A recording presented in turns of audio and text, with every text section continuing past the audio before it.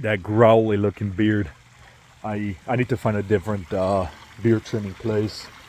There's this word, this idea, thought, question has been on my heart for a long time. I'll ask a question and then I'm gonna answer, and I just this question is it's probably one of the most difficult or well-known questions that people ask is how can a God of love allow suffering on the earth? And it's like I was evangelizing this last week in DC, and this guy from Germany, he goes, he's atheist, and I was like, tell me what's going on, like, why don't you believe in God?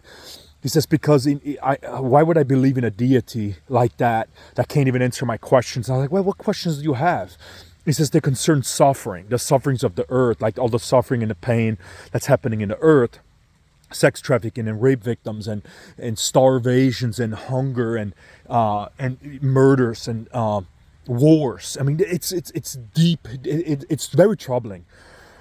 And so here's a question that I have to the end to that question. It's like, will we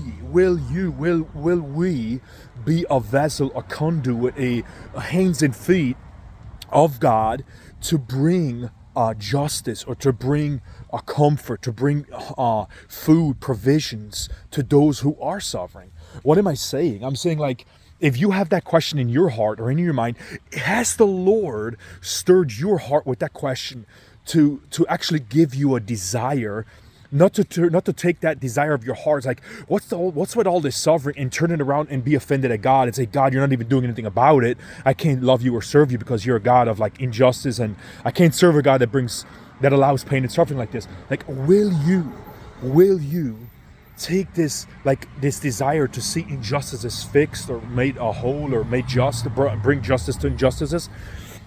Will you become the hands and feet of Jesus himself? Will you?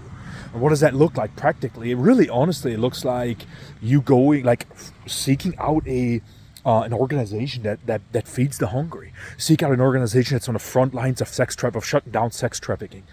Seeking out, like, giving money to organizations, or giving your time. And it's like, well, I can't trust this place or this organization. Dude, give 2 weeks of your life and go seek out this organization. Go serve them. Say, okay, there's this organization in France. There's a ministry on the front lines of sex trafficking. Dude, bro, seek it out. See if you can do it too, like a month training, and then go there for a month to serve. And then he's like, hey, I trust it. I love what they're doing. And then give financially.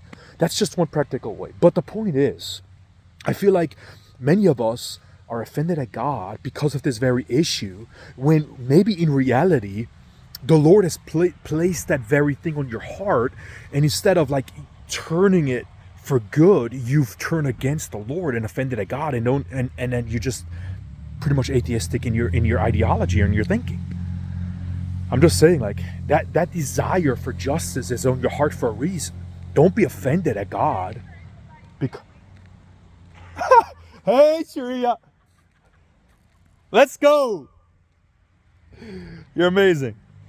So yeah, that's I hope I make sense on this. But it's like the Lord has, if you don't believe in God, but you do desire justice, and you don't believe in it because you're like, I can't see a God of love doing this. You might be the very candidate that he put that on your heart, and instead of allowing that what he's placed on your heart for good, you've turned it negative and against him, and been offended at him. So it's like, no, take that desire for justice and to see the hungry fed. Take it to the Lord and allow him to move through you by grace to bring food to the hungry, to bring finances to the poor, to bring justice to those who have been hurt and in a very, very dark ways. So yeah, there you go. That's a question. I'm asking us, me, you. Will you be that hands and feet? Will you? And when I say hands and feet, I don't mean in your own strength, in your own power, your own ways, it's like, I'm going to give my you to feed the poor, to give money to the poor or whatever. I'm talking about partnering with God.